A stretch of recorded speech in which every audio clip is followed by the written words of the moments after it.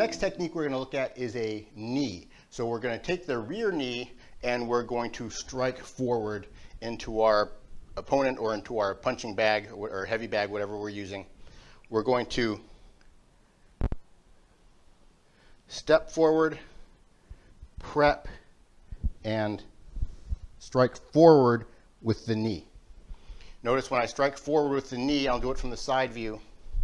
There's going to be a slight backward lean, and the knee will be flexed as I do it. So the knee is not pointing out this way, or the lower leg is not pointing down.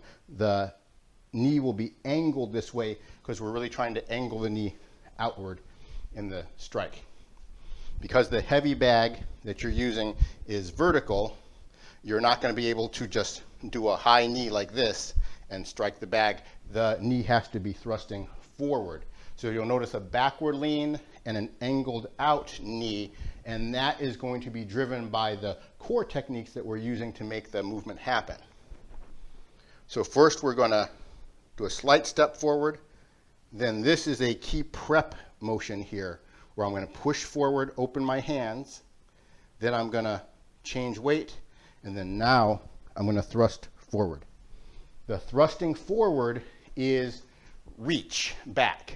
So reach back, I just showed you a minute ago with changing before the push kick. I changed weight using sink, and then I lifted the knee using reach back. Extension of the left hip, concordant rotation going clockwise. But you'll notice my knee or my lower leg in that position is angled down at the floor. So it's not directing forward, it's moving up, ready for that kick with the heel.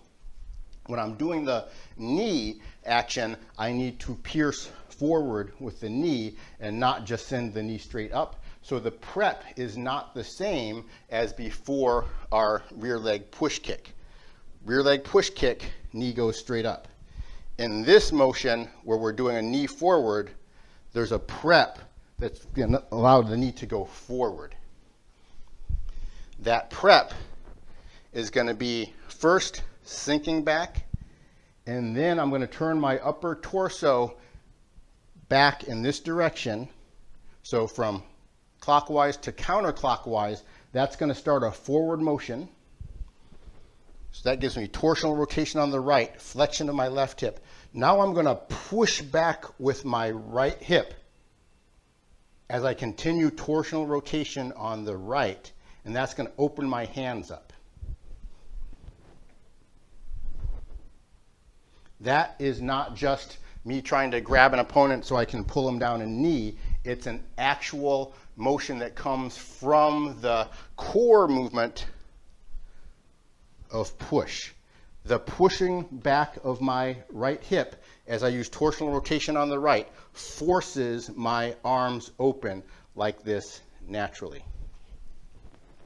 So prep with a slight step forward, push. Now I'm going to change weight using set, torsional rotation on the left, flexion of the right hip. You notice the knee is already significantly bent. It's not hanging down like that. That's a natural consequence of the core techniques that I just used.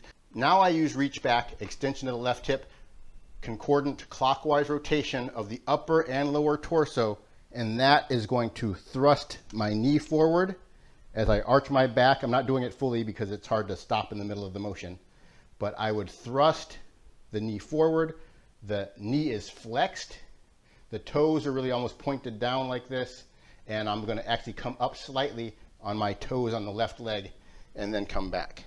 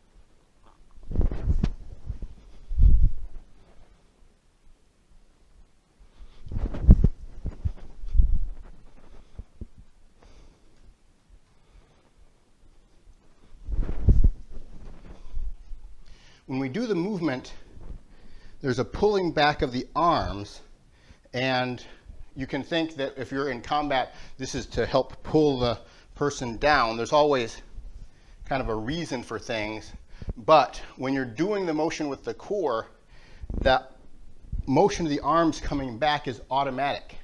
It's not really optional. It comes with the core movement. It comes with the transition from push, opens the arms, set, and as I push up using reach back, that arm motion coming back is automatic. If you're using the core, you can't really stop it. Slow motion.